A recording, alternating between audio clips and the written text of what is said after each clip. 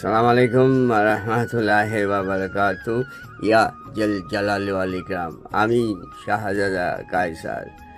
আমি ভালোবাসি আমার জন্মভূমি। এই জন্মভূমিতে আমি জন্মে ধন্য। এমন দেশে পৃথিবীতে বিরল। এখানে এখানে ধুলির ধুলোজল নেই, এখানে পাথরের পাহাড় নেই, এখানে হিমবাহ নেই, এখানে শস্য শ্যামল সব দিকে চারিদিক।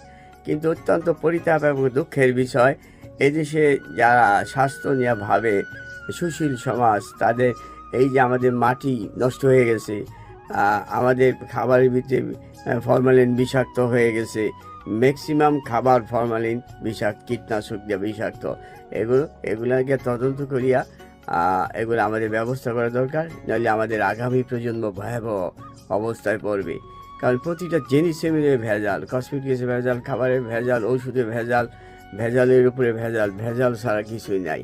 আর ভালো থাকুন, সুস্থ থাকুন, আপনার দেশকে ভালোবাসুন, আগামী প্রজন্মের জন্য কাজ করুন। থ্যাংক ইউ, ধন্যবাদ। ইয়া জল জালালি ওয়াল ইকরাম।